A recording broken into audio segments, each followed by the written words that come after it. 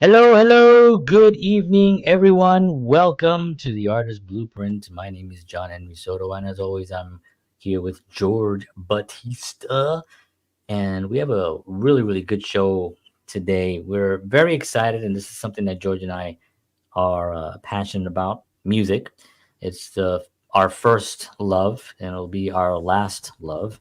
And it's one of the things that brought really George and I our friendship, and even we're family, but our friendship actually really became stronger because of music. And these two artists that you see here, Rush and Stevie Ray Vaughan. There you have Geddy Lee, Alex Lifeson, and Neil Peart in Rush, and of course Stevie Ray Vaughan. And those were the guys that kind of like changed the game in our minds. It did something. Rush pretty much devoured George's brain. And we all lost him for a while. He was Yeah. just devouring the Rush music. And Stevie Ray Vaughan, when I first saw it, was just I was just mesmerized with everything he did, and that just kept going all the way until we tragically lost him. But today's show is going to be about what is the thing. What is that thing? It's like what I said here. Who inspired your music journey, right? And but what is that thing? What is it's because there are other rock bands. There are other blues guitar players, and there's a lot of musicians and artists, and I'm inspired by like so many of them. It's hard to even name them, But what is it about that one artist that just kind of makes your brain and really raises your awareness level to something that you didn't know even was possible, and just makes you super happy, and we're going to explore that today with you all. And thank you for being here. If you are watching the show, please let us know who inspired you. If you're a musician or if you're an actor or whatever, or any type of art that you are, who was it that inspired you? And that's going to be our conversation. And with me, as always, coming from upper state New York, George Batista. Hello, George. Hello, sir. I know what I like, and I like what I know. I don't know what that means. All right. So we have a big show. You're just like, and no, I know, and I know I can know because I'm know and know it. Um, so let's do our sponsor because Yes. I was just ready to go into Uh this thing. huh. Uh-huh. Let's do our sponsor before anything. So George, take it away. Yes, sir. All right. So the Counterpart Show is brought to you by not Pfizer. It is.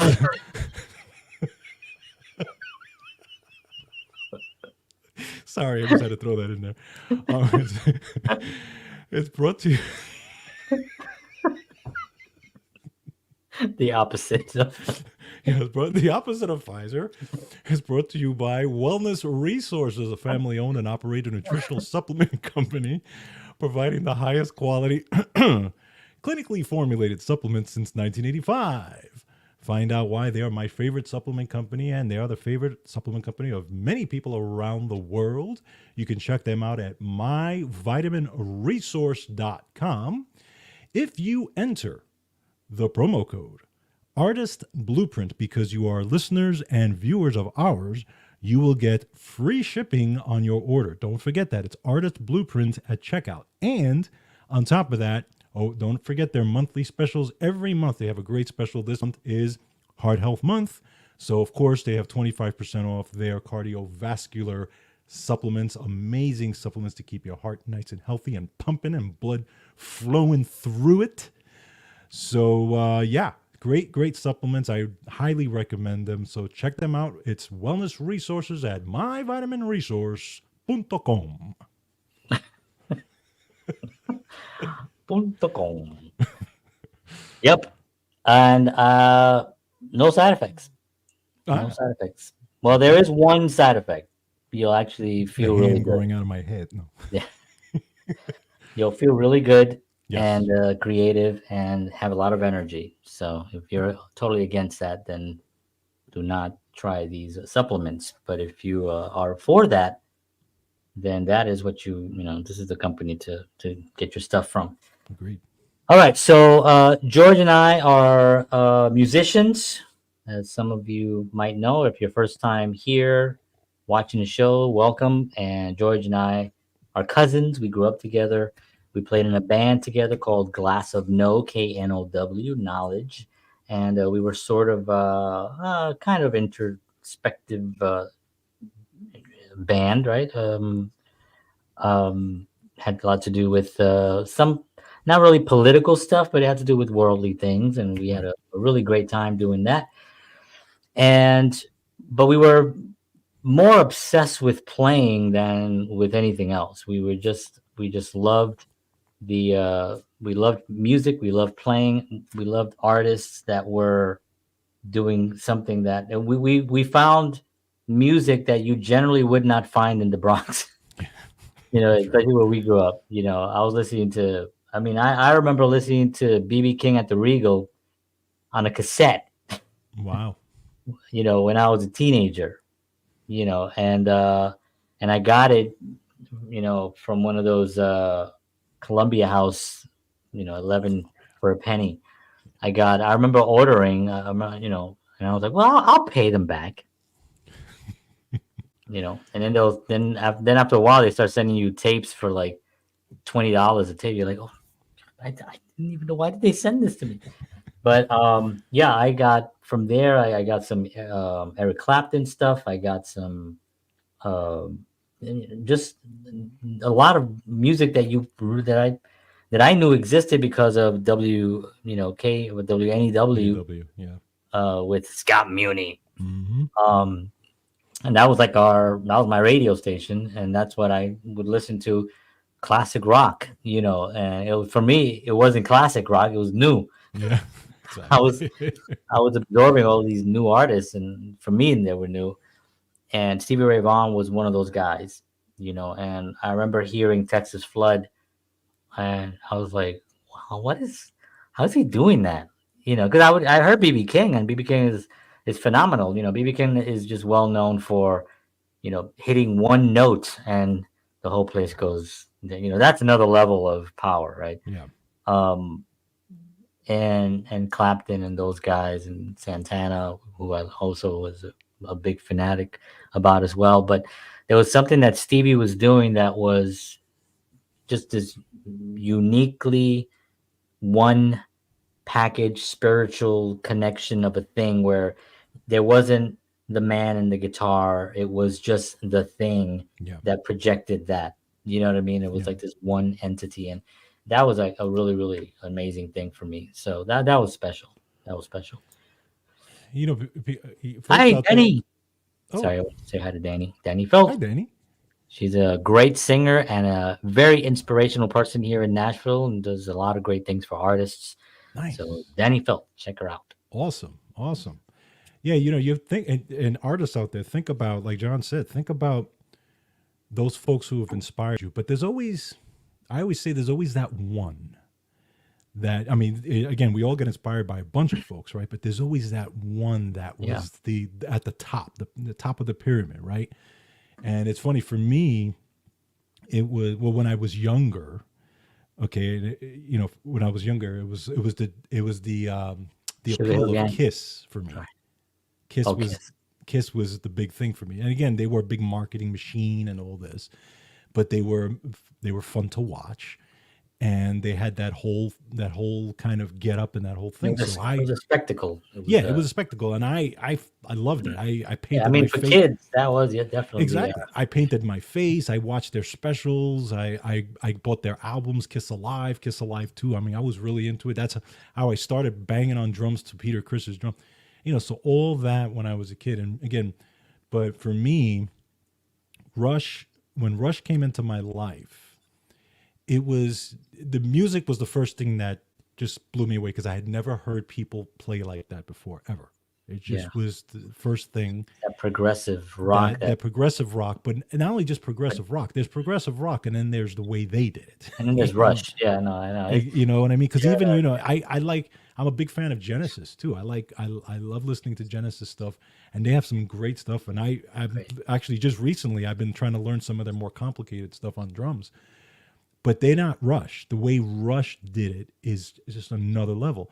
But what I loved about Rush even more when I dove into them as people, I fell in love with the guys. Yes. And I think that is what really kind of put me over because they were just so cool. They were cool guys who really cared about each other, but also cared about the fan. Yep. And there wasn't the ego thing. There wasn't No. the Van Halen I hate you thing. There wasn't all that stuff. They're Yeah. just three guys.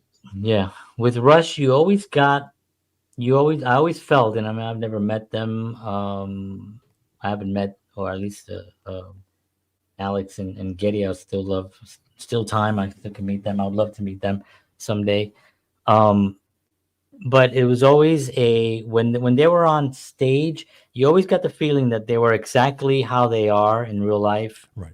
on stage, where there wasn't this stage persona that they would put on. They would go out as these amazing musicians who were just they were just genuine, Yeah. in their ability to play and connect with an audience.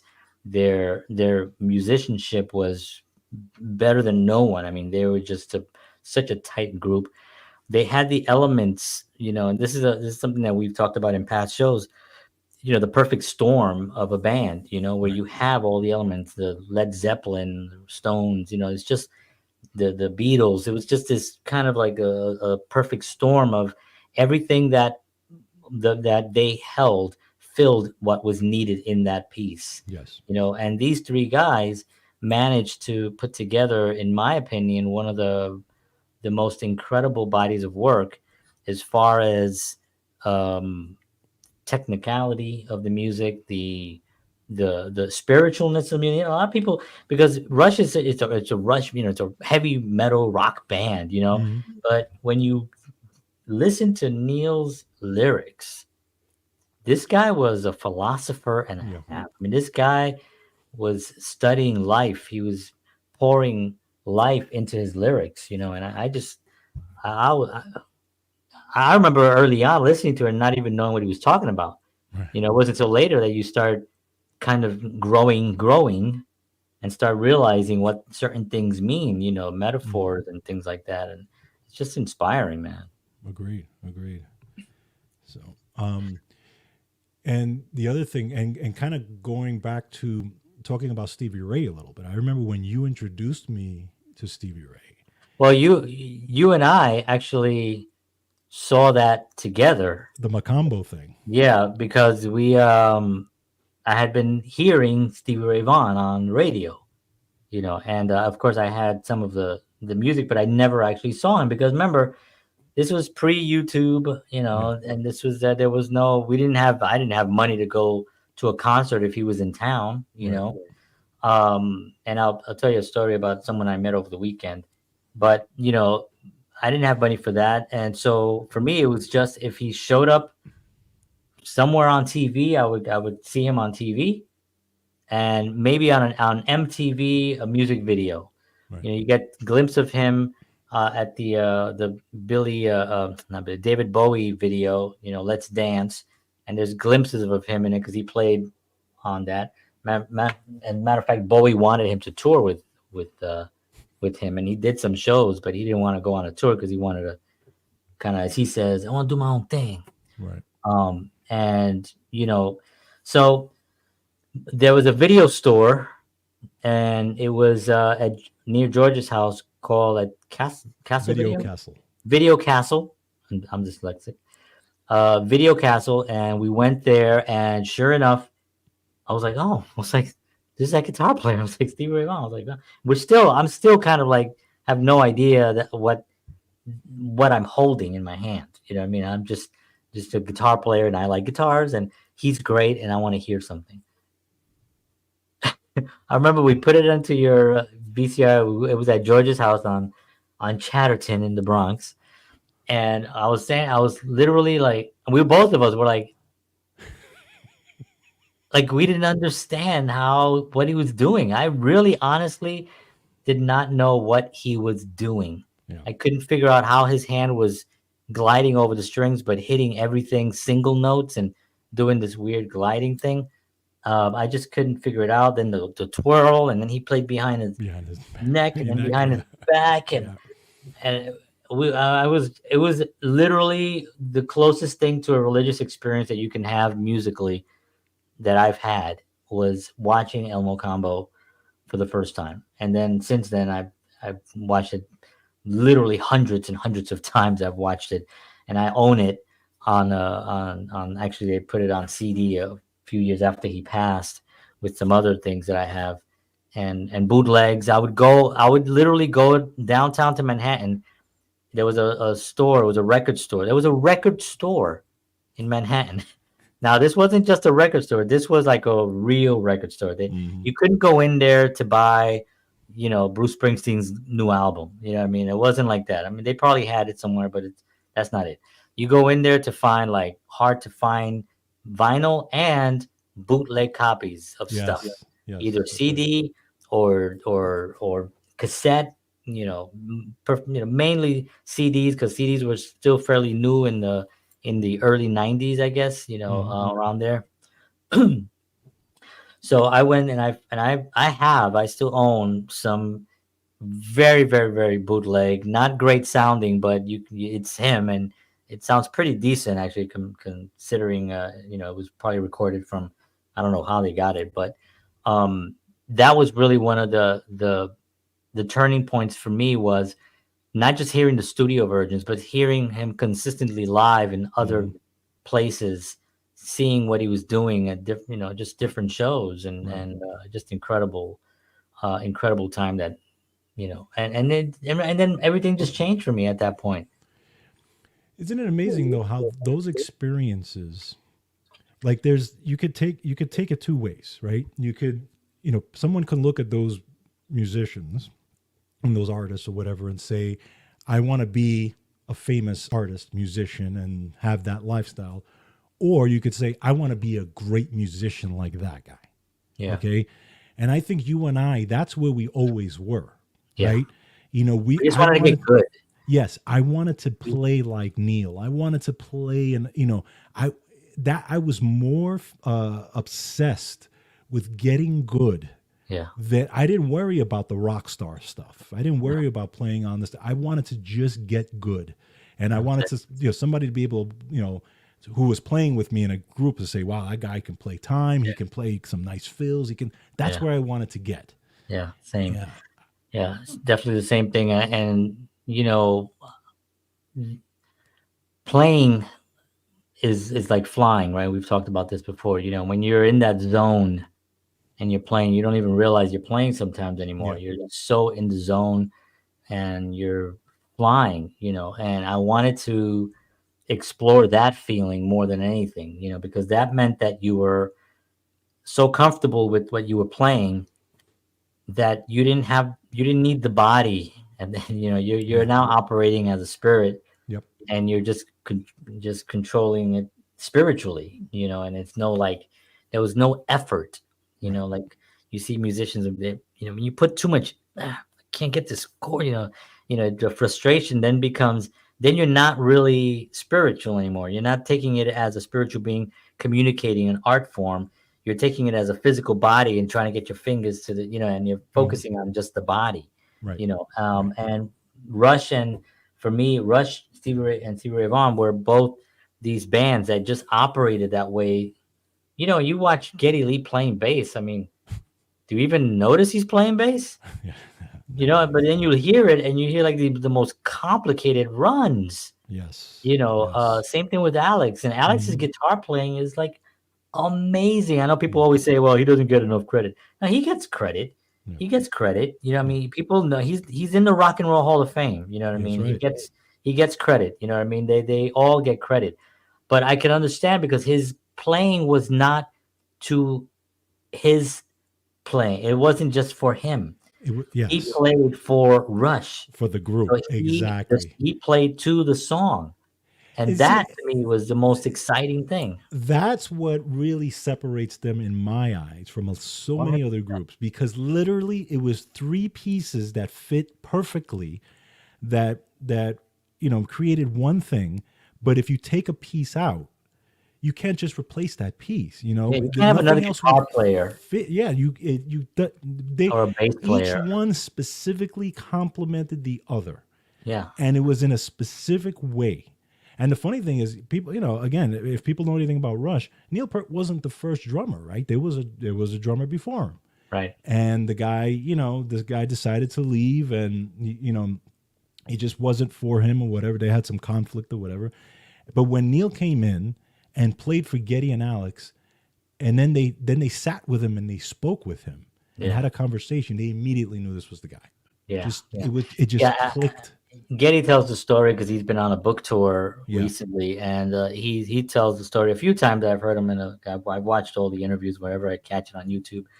And one of them, he says basically, he showed up with his drums in garbage bags, Yeah. Yeah. in green garbage bags apparently, and he set up, and they're all like, "Oh gosh, this skinny, tall, skinny, lanky guy shows up." And then he starts doing these runs and these paradiddles and these fills, and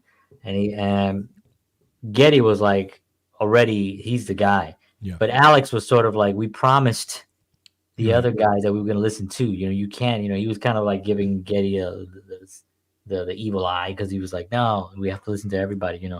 But then after, at the end of that, it was like, yeah, we could listen to anybody, but Getty was like, I'm not letting this guy out of my sight. you Exactly. know and yeah, that was the beginning of it. I think also their humor Yeah. was equally the same. Alex being a very, very funny guy, probably the funniest of the bunch, and you know but also Neil being so intellectual Hmm. and very well read, but still being able to laugh so hard at Alex's, silliness, Yep. was just.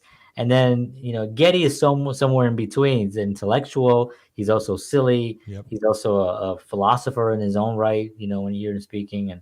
And even Alex, I've been listening to Alex interviews a lot in the last couple of months, because he's been playing, what's that group that he plays with now?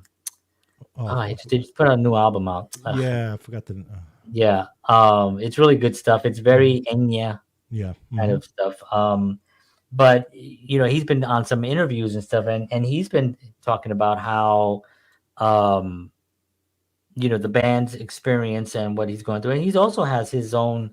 You could see why they got together and why they Yeah. actually all fit perfectly. Yes. It just made sense for those guys to be doing what they did for 40 years. And really. And we have to tell. I mean, we have to tell the story of George and I first Rush concert, because we've told it before, but we are talking about Rush, and then we'll talk a little bit more about Stevie in a little bit. But so our first Rush concert, we get to go see Rush. This is late Wait, '80s. let's talk about how we got there. By the way. Well, that's what I'm saying. I'm gonna start. Okay. Okay. Yes. So So we get tickets to go see them late '80s. I believe it was no, it was it '89, was maybe. it was actually 90. Oh, was it '90? It was not. It was. I think it was either nine. It was probably 90 or 91.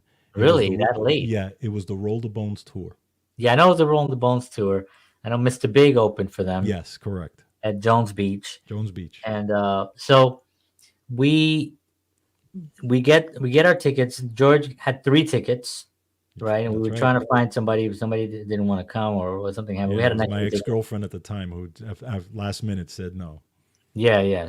That's why she's the ex girlfriend. Yeah, exactly. Um, yeah. So we had these 3 tickets, and so we had the tickets. I had the tickets in this. I had this blue bag that I would carry. I always carry like a bag with like my crap in it. So I had a little blue bag, and I had the tickets in there.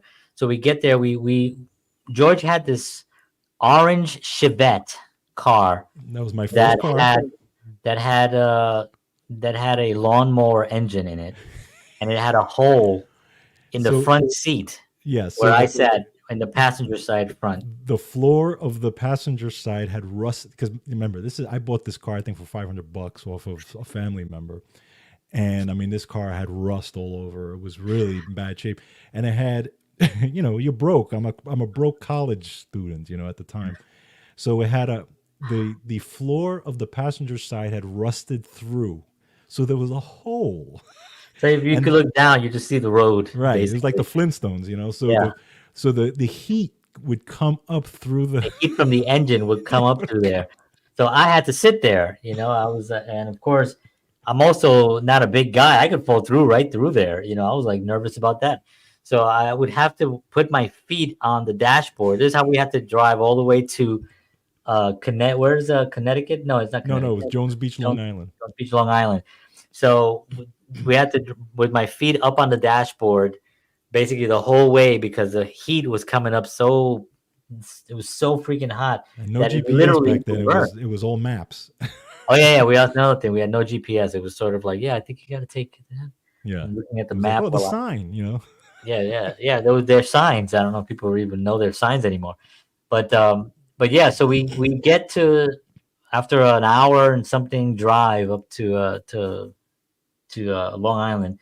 We get there, and when you're going into the parking lot, you have to just show that you have tickets to get in. And this was back in the days, which was pre all the stuff that have happened, right? Pre 9/11, pre even 93, when things happened at the World Trade Center. So it's pre all of that stuff. Things were safe, so you can literally just show your tickets, and they'll let you right into the parking lot. So we get into the parking lot. I had the bag like this, and I left the bag open. So I don't remember leaving the bag open. I just know that I showed the guy the tickets and he looked and he's like, all right, go ahead, go. So we went in. I get out of the car and I still have my bag with me. I don't know why I had my bag, but I guess I was taking my bag in with me. It was like Yeah. a security blanket. So I had my bag and stuff. And when we're standing online, I go to get my bag and there's no tickets in the bag. Now keep in mind, there is a long walk from when you leave the parking lot all the way through. It's like a long trail. I mean, literally like a 10-minute walk all the way through to when you get to the actual gate before you get led into the theater. Yeah. So we get to the gate and they have to scan the ticket or whatever at the gate itself. And that's where we realize nothing there. So my heart is basically gone. It's our first time seeing Rush. We've been I following Rush. George has been a fanatic, way more than me. I mean, George went on a whole other level of loving them, and he's a drummer, so he was really involved in playing the music. And my heart was broken. I was couldn't breathe. I I almost blacked out. I mean, I was so and that was because I was horrified. choking him. Yeah. I was like, so we get to, so we start running back to the car. I'm looking around. I'm looking everywhere. I'm looking everywhere. We get to the car. We're looking around the car. We open the car up. We're looking in the car. The hole, because it falls through the Through the hole. hole. So I'm looking in the car and stuff. And some angel dude comes up and he's like, "Hey, you guys lost some tickets?" And I was like, "Yeah, we had 3 tickets." He was like, "Here they are." Wow.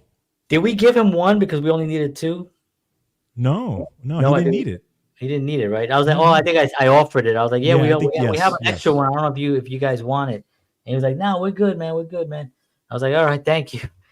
So we found the tickets, and I mean, till this day, George still makes the joke. Yeah, and for that moment on, remember we're pretty young. I mean, I'm not young, but early. I guess early. I was in my early 20s, and you probably were I was my late teens, I late think, right? teens, Yeah. probably, yeah. And and my heart is like just racing. I don't. So I finally come to, and we go in to see Rush, and we had really good seats, Yeah, right? we were on the floor level, On the floor right? level. Like I was really surprised at It how it good it we had didn't pay rained. like It had rained crazy. that day too, so everything was kind of wet. Yeah, yeah. So and yeah, because Jones Beach Theater, for those who don't know, it's an outdoor venue, and the first band was Mr. Big. Mr. Big, which they're on tour right now. As a matter of fact, on their final tour, their goodbye tour. Um, and Billy Sheehan, who actually I got to meet many times actually since then. Great legendary bass player. So at the time when I first, saw them, I had we didn't know who Mr. Big was. We Right. just wanted to see Rush, Yes. you know. And then this bass player came out and did the most amazing guitar, bass solo, which I never even saw a bass solo. And Right. I thought to myself, I was like, wow, this guy is really brave To to do do a a bass solo bass solo. when Geddy Lee is in the house and just about ready to take the stage I know. with freaking Rush, But of course, Billy Sheehan is he's a legend Yeah. actually, legendary. But he was a legend even back then when we first saw him. And then the moment came. Do you remember what happened to my program? Yeah, I was gonna mention that. So they give you these programs, and you get to read the program and all that stuff. So George was so he was there was the intensity was just so driven. He was like, and then Rush finally comes, takes the stage, and through the whole show, he's like, and we're like, "Ah," screaming, and by the end of it, it was basically just pulverized It was dust. like this thin and It was dust. just completely crushed.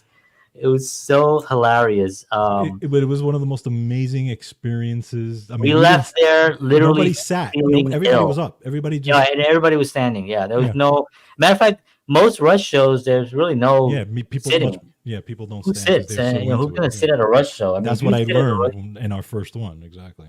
yeah, yeah. I mean, nobody sits at a Rush show. I can't even But imagine why. holy cow, that was.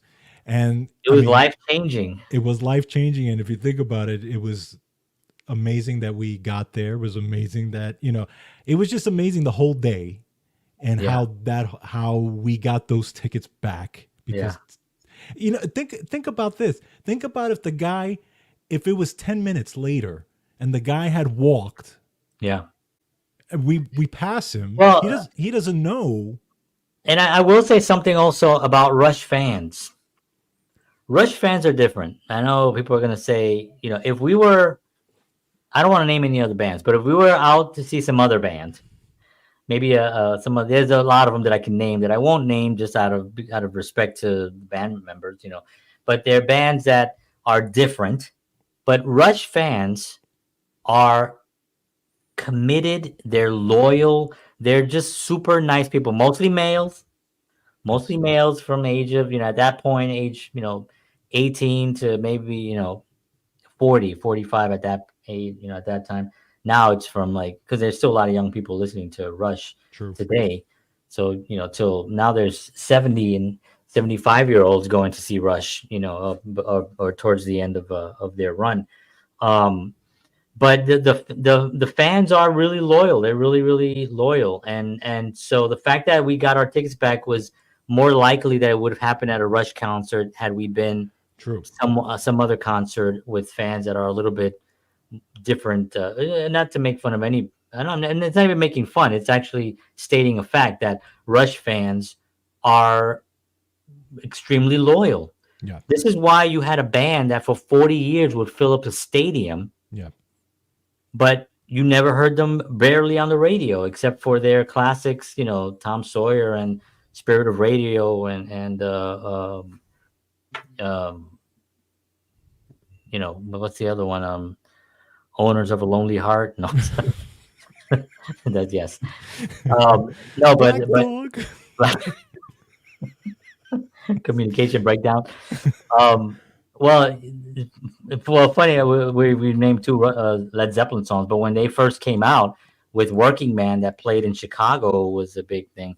People Mhm. were calling up the radio station saying, "Hey, when did the new Led Zeppelin record come out?" Yes, that's right. Right. That's Yep. not Led Zeppelin. That is a band out of Canada called Rush. And yeah, so that was pretty cool. But so Rush fans are very loyal, and that was our experience, our first concert to see Rush. And then since then, we went almost every time they came. Yeah. George went almost every single time they came. Yep. I try to go almost every time, and every show was incredible. Every show was blew my mind. They were tight. They were funny. They were engaging. It just felt like a really great time, and the audience was always so mesmerized, right? Yes, Like you yes, wouldn't get like a lot of screaming, a lot of guy, mosh pit and that kind of thing. It wasn't that kind. It wasn't that kind of a band. It was sort of like they just wanted to see the performance, and there were a lot of musicians go see Rush. of course. A lot of drummers. You see them in Yeah, in the they're audience. they're all doing this, right? They're all air drumming. You know, so I just kind of love that experience that we had, and really treasured those moments, because I really do feel that that band had they really cared about what they were doing. They Yes. really put in the work. They cared, and we talked about this even early before we came on the air. George and I were talking about bands, and being in a band, and how you have to be 100%. Every single member has to be 100% committed to what the mission is, to what the purpose is. You need to Right. have an actual goal, and then you have to be committed to that one goal. Right. And one of the things that we learned, or that I've learned, is that you really can't have a 90% person in, because 90% is it's a passing grade in most schools, but 90% is not good enough if you're trying to have a mission, because it Yeah. just shows that someone is 10% out, Right. and you can't be successful if you're 10% out.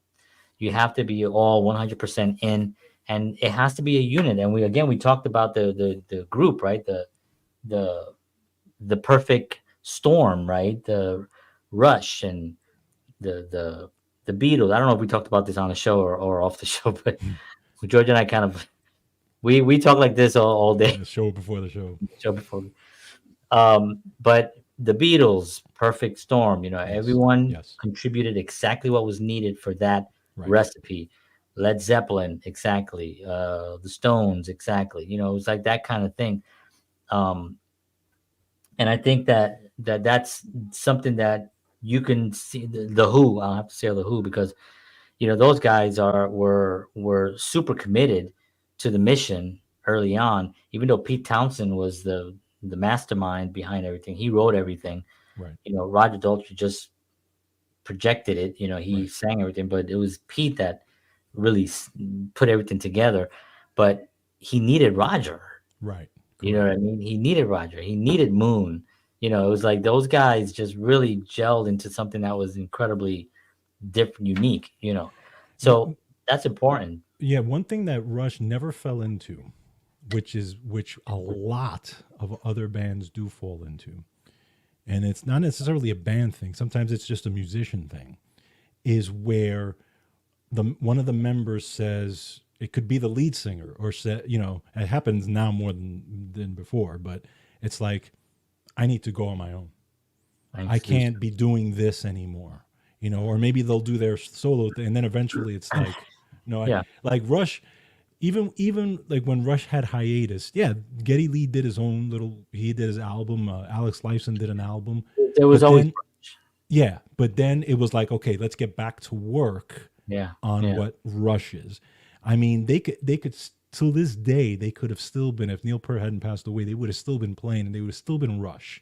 yeah. And no matter what, because and I think in their minds they knew that they cannot replace any one of these people. No, They knew that. They knew in their heart of hearts that they couldn't, if one leaves, the band is done. it's done. Yeah, yeah. So Well, I was listening to an interview with Getty and Alex, and they did. They said, they asked him, "Is there any chance that, and you guys are still able to play? Is there any chance that you can go out and grab one of these legendary drummers and do and go out on a tour?" And they both said nothing is off the off the table, right? table. Right. Nothing Right. is, It would but have been, yeah. Rush, as we know it, Yeah. is done. Yeah. Rush Yeah. is done. Now that would be more of a tribute, Correct. maybe to Neil, and I would say that would probably be a really great tribute. To go out and get, you can go out and get three of these amazing drummers that are out there. We can name them all. George can name them all, Right. and they'll the guy from Dream Theater, uh, Portnoy. Portnoy, yeah. He's playing with Billy Sheehan actually Yeah. in Winery Dogs right now, Yep. and he is phenomenal. I Yep. mean, and there are guys like that that can do that and do a tribute tour Right. to the legacy that was Neil, Yep. because Neil is a powerhouse. I mean, he's not only uh was he an amazing drummer, but he was also an author. He wrote Yeah. books. He was Yeah. also a poet. He wrote poetry books. He wrote every lyric. He did go through some heartaches in his life as well, losing his daughter, and then a year Yep. later his His wife. wife. Yep. And still was able to persevere. As a matter of fact, George and I were at the show, their first show back Yeah. after that whole tragedy. Yeah. We were at that show, and one of the most emotional things that I can remember was when they started playing, that they looked at each They other, looked at each other. Yep. And and they kind of were like, we're okay. Yeah. We're okay. We're here. "We're here, And we're doing it, we're doing it, we're doing and it," that's, you know, and and it just chokes me up even now thinking about it. yeah, because again, you know somebody in your band went through this, and you give them the time and the space that they need, and they gave them. They were out for 5 years, I know, and you just and they didn't gave know. them And the what are you gonna time. say? You can't, Yeah, you couldn't blame Neil for never coming back. absolutely, You know what I mean? absolutely. And it was like, But but they, again, the testament to their who they are as people, exactly. is just wonderful. And I really hope that their music, not only their music will go on, obviously, but also that it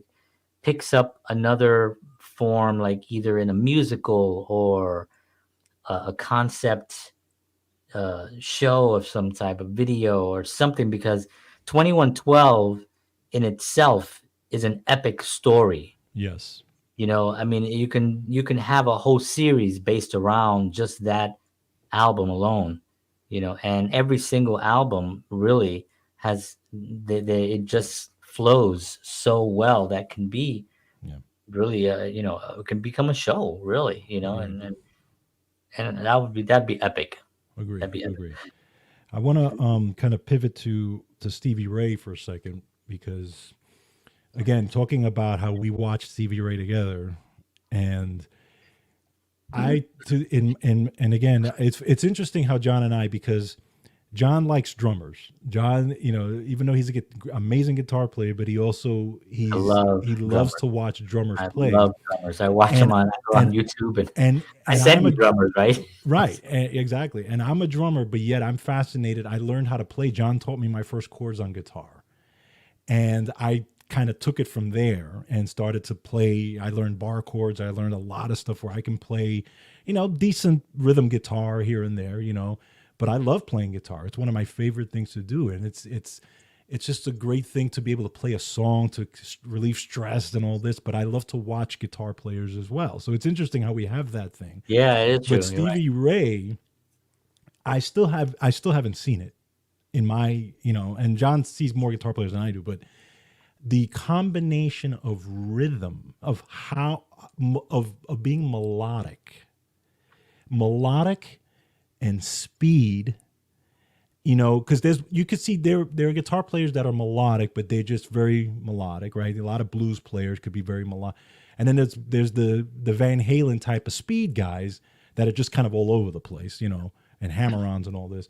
But he had this amazing ability to be so melodic and fast at the same time, where his notes were so rhythmic within the music that just blew me away. And to this day, I still watch videos of him, Yeah. and I am And floored how he had that ability to do that. And again, as a just a novice guitar player, I don't know half as much as John does, but just by my musical, just watching him, unbelievable. I still haven't seen that. And yeah, to the ability that he did it. no, I haven't seen it either, and I have watched a lot of guitar players, and there are some incredible guitar players out there that I love. And there was something unique about Stevie, where, and Eric Clapton talked about it. And Eric said, I think he said it best, because he was kind of like talking about how there was never and I talked about this the other, I'll tell you my weekend story. Actually, I'll tell you that one first, and then I'll go into the what Eric Clapton said. But like over the weekend, my son had one of his friends' birthday party, so I took him there and stuff, and I was talking to the dad of the birthday boy, and big Stevie Ray Vaughan fan, huge Stevie Ray Vaughan fan. Nice. So we of course we hit it off, Right. and we're just chatting, and his dad named him Jimmy from Jimi Hendrix. He's also a big his dad is a huge Right. music fan. So his dad is a huge Stevie Ray Vaughan fan. So his dad comes out and we start chatting Stevie Ray Vaughan. His dad saw Stevie Ray Vaughan 32 times Holy live. I never saw him once. He was wow. gone before I had any ability, and I just didn't go see him. He 32 times, and he told me some great stories, and we could have gone on. He was like, he had to go in the house for a second, and he was like, "I'll be back. I'll be back. I could talk all day," and I was like, I could hear all day."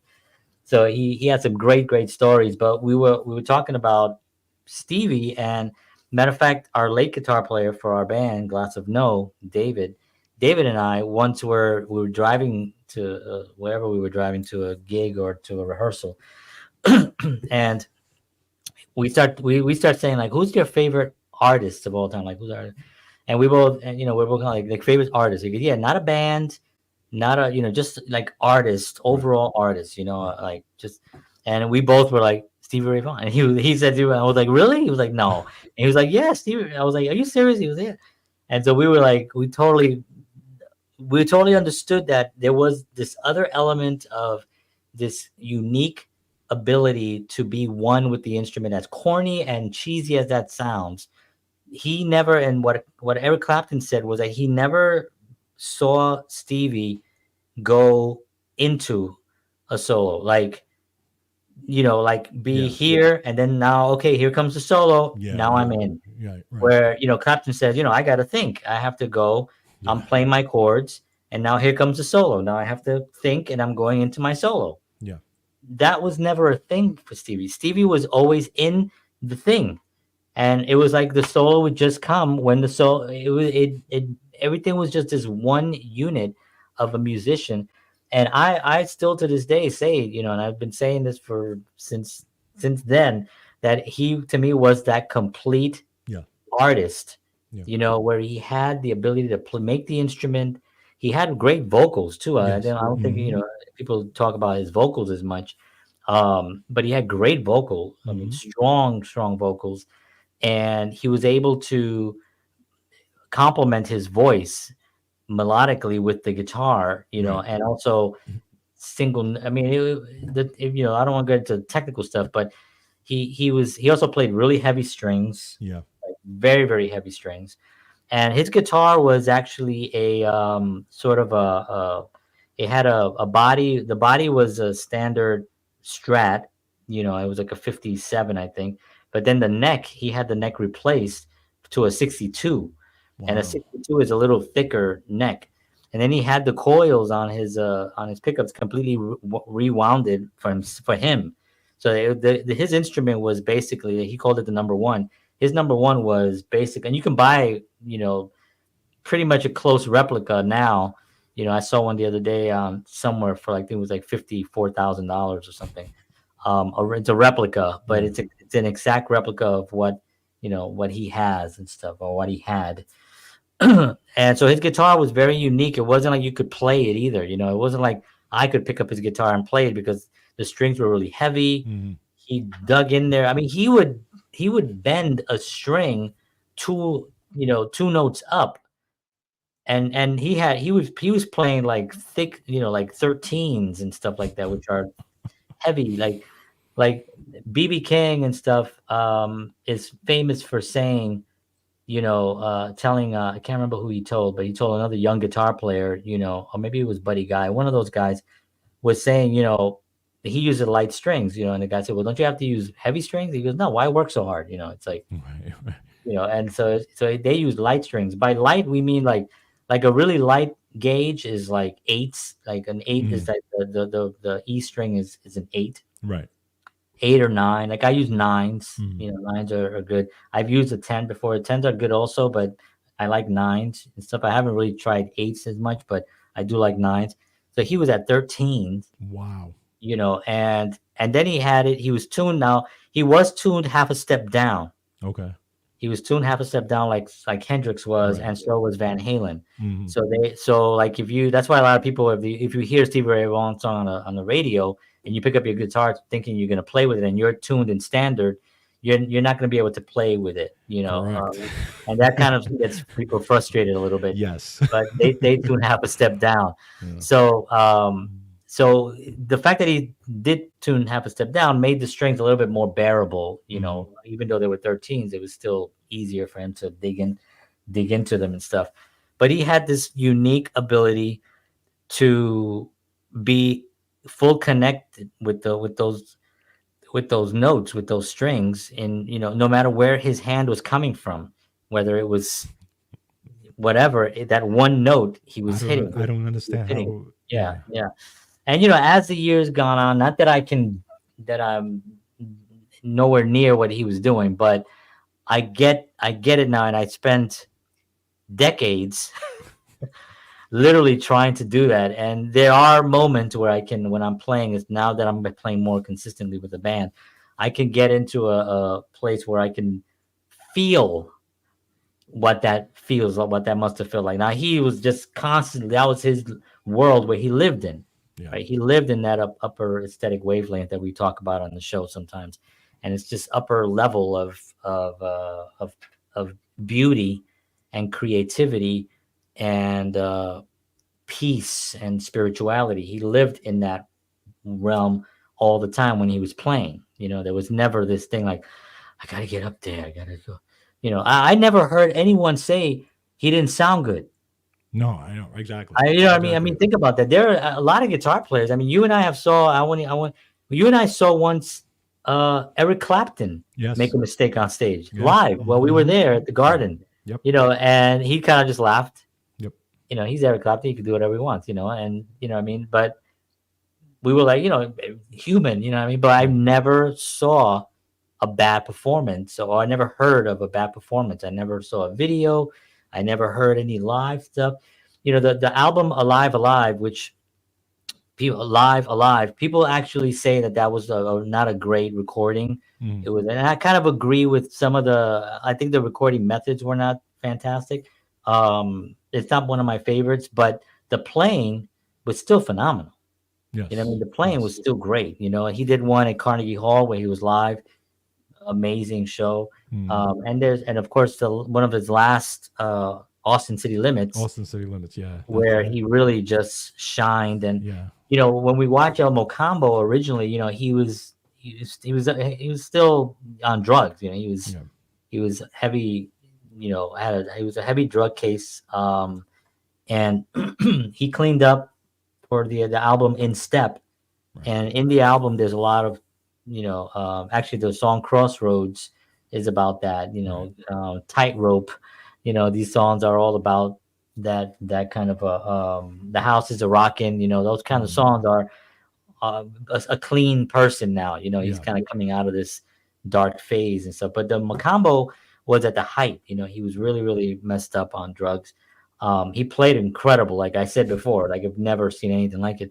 And then his last Austin City Limits, he was so clear eyed. His eyes were. He looked at the audience. If you look at El Mocambo and you look at Austin City Limits, you'll see that one of the things that the difference is his eyes. I remember when El you Mocambo, pointed that out to me. yeah, yeah. Elmo Combo, he was always, his eyes were closed. He really wasn't confronting the audience.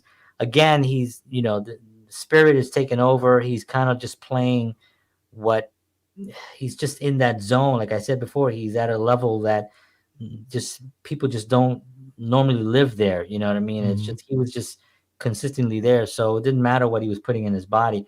Unfortunately, but or fortunately, because he did get off of drugs and he did become clean, and he was taken from us tragically in a helicopter accident on August 27th, 1990. And that was a day that really sucked. Yeah.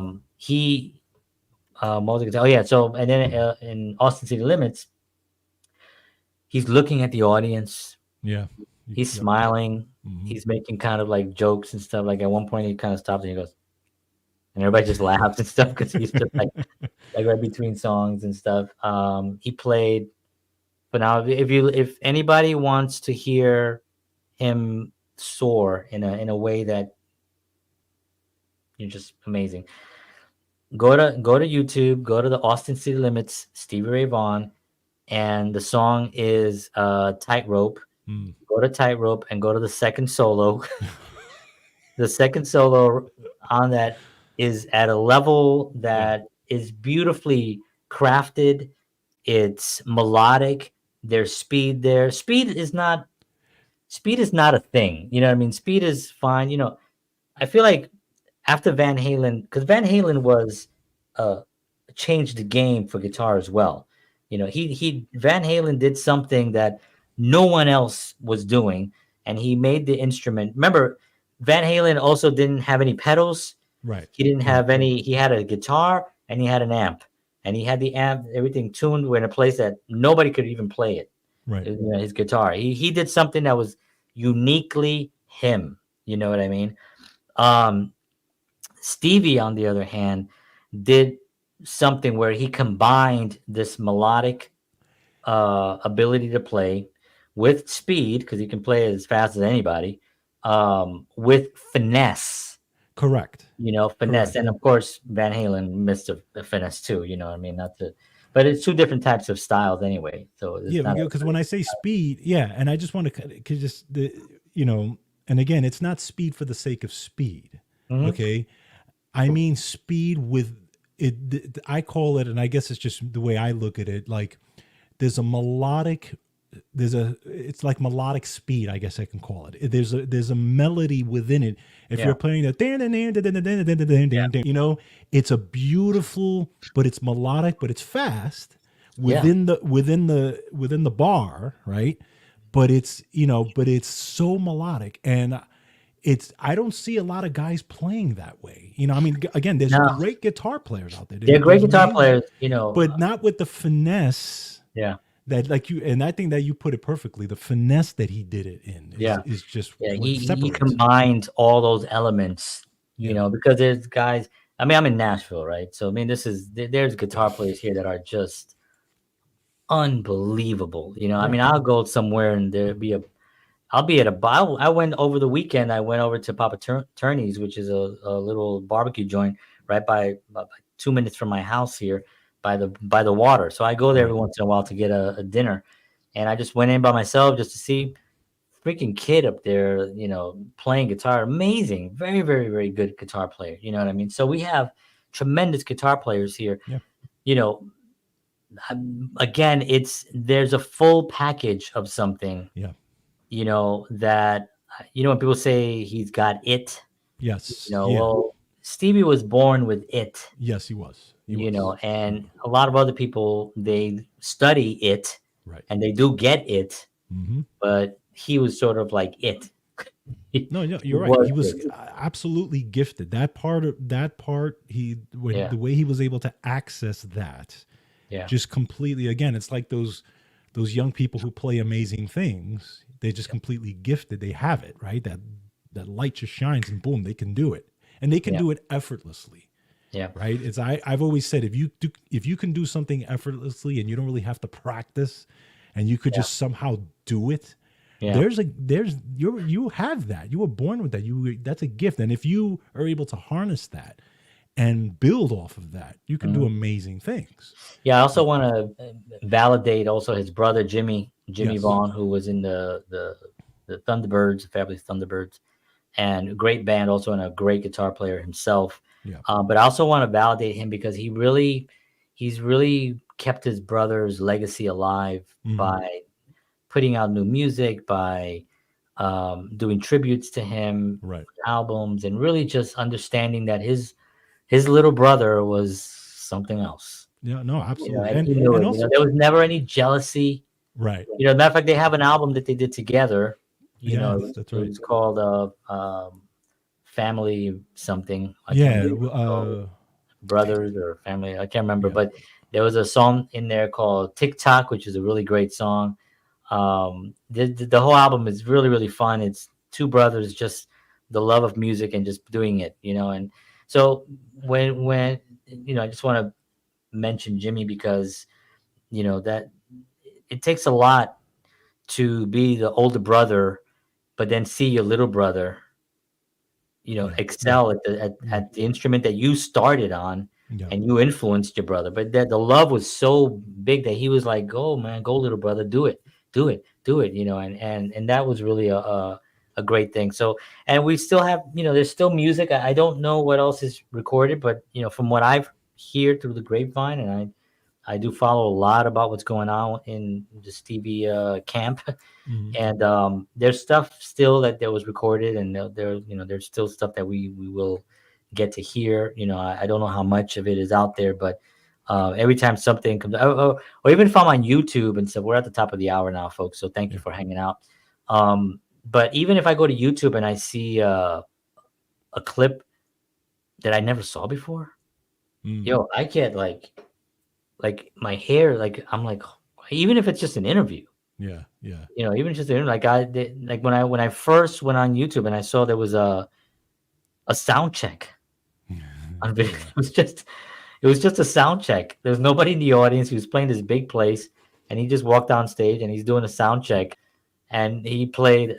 I don't know. He played like for like 10 minutes or something. Like on a sound check, and it was like I was like just hearing. I was like, oh my god, who had this video? So just YouTube is, a blessing for that Yeah. reason. It does give you. I find a lot of those stuff, and I mean more stuff that I haven't seen. I mean you've seen it, but I haven't seen that. I'm like, oh, and sometimes I'll send it to John. John, have you seen this? Yeah, he was playing with Omar Hakim. He was playing with this one. He was playing with that. That I didn't even know he played with, even if it was Yeah, just one yeah. gig. Well, You here's know. here's oh here's something awesome. I did not even know this. This was, and I wish I had more time to talk to him. But the gentleman that I met over the weekend was telling that he saw Stevie 32 times.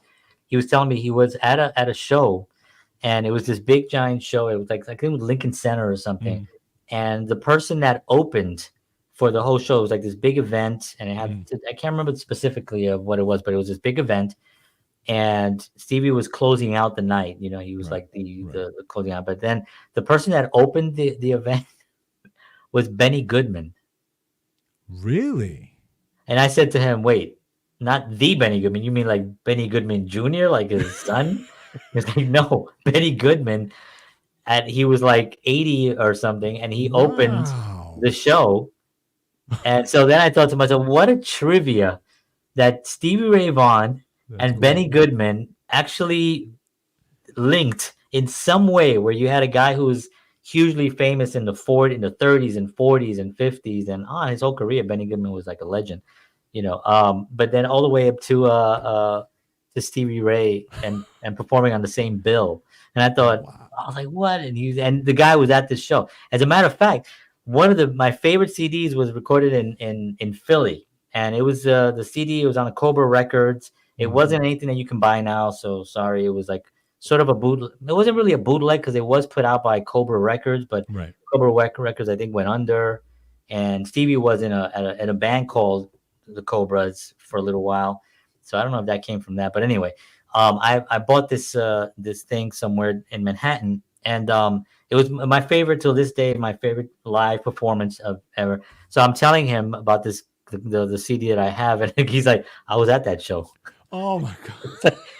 He was at that show in Philly. I was like, no, no, no, and I gave him I gave him the album cover. I was like, no, it's the one where he's got the Indian feathers and the pipe and stuff, and he's like on the side. He goes, yeah, I know Philly, and he named the whole thing of when it was. He was like, yeah, I was at that show, and I was like, dude, you're killing me, and he was just laughing. I was like, wow.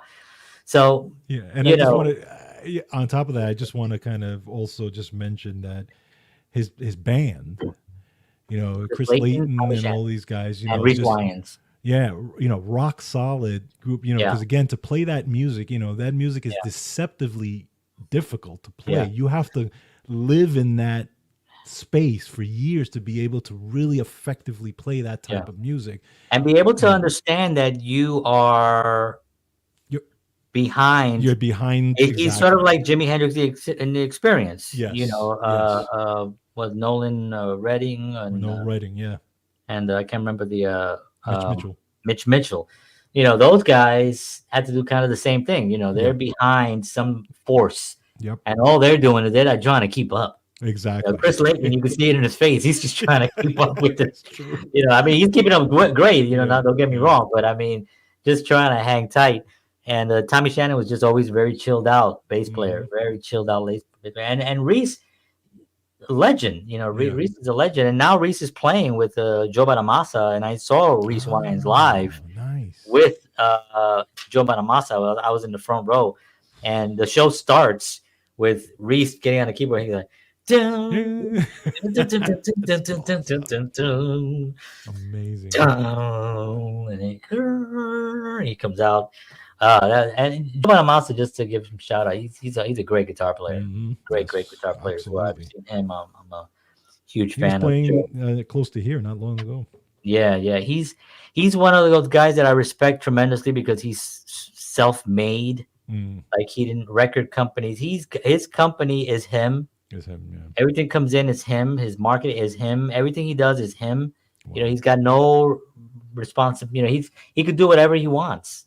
He could do whatever he wants. You know, and that's like really empowering. You know, like, and he built that. You know, and he was Wow. a remember Joe was a child prodigy.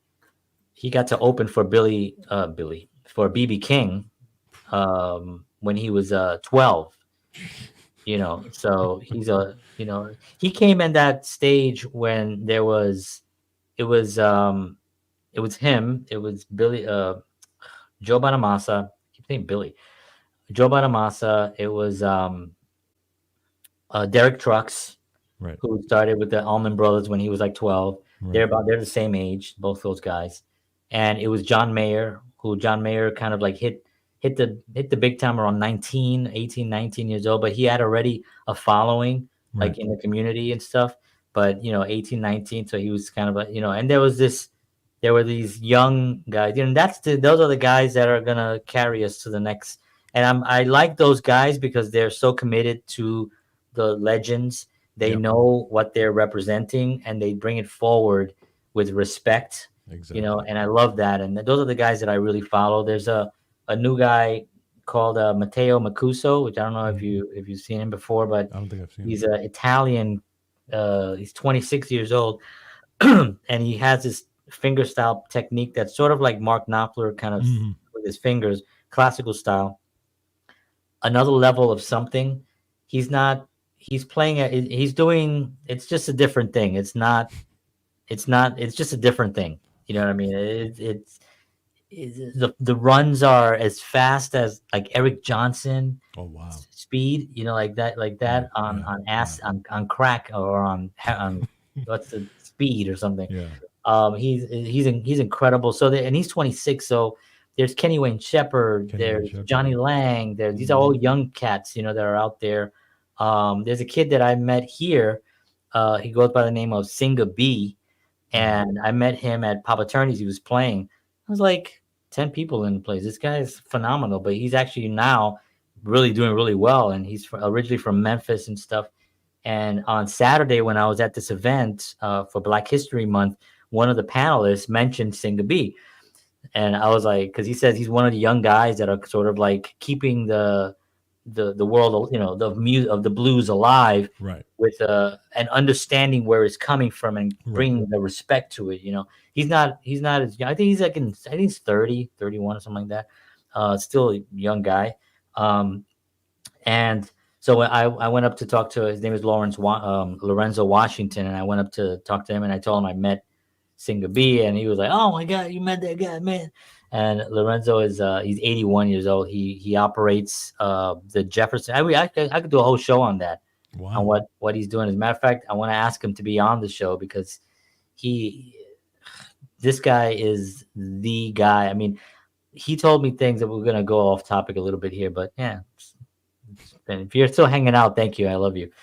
But Jefferson Street here in Nashville, for those who don't know, was the spot for the blues. Really. The spot for the blues. It was part of what they call the Chitlin circuit. and all these blues artists, BB King, Buddy Guy, Muddy Waters, all these guys would come through, and they'd come to Nashville. And Nashville on Jefferson Street had all these blues clubs, and it was in tremendous blues place. And what had to happen was that Nashville didn't want to invest money in promoting the blues because they didn't want to take. This is what they were saying. This is what Lorenzo say. I believe him because he was there.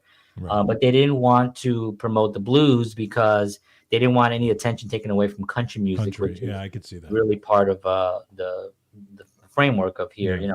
So what they did was they went to Memphis. This is why Memphis had Stax Records, Ah, which launched the careers of all those incredible blues artists and stuff. But Jefferson Street is still here, and he has now the Jefferson Street Sound Museum, and he shows all the artifacts. He shows all the place, and he created this thing. I'm telling you the whole story. He created this thing. It's a tree basically, and this tree he created. It has like Jefferson Street is in the middle, and then it branches off to all the clubs, and then on all the clubs, all the artists that played there. So it's this beautiful thing that he developed, and so it's this really great thing. He Anyway, but the blues was so much the fabric here of Nashville, and it's still now. There's a lot of venues now where you can listen to any kind of music here. This is Music City. yeah. It's not just country music. Broadway is more of a tourist attraction place, but if you go to there's great venues like Third and Lindsay and uh, the Ryman. There's these great clubs here that the Ryman is a pretty big 2,000 seater. Third and Lindsay is a smaller place, maybe like I don't know 500, maybe to 1,000 or something. Um, but you can hear these incredible blues artists, there and Wow. stuff, and not a lot of money. Like I literally have seen the most incredible music here for $20. For 20 Wow. bucks, where you can pay $10,000 to see Taylor Swift.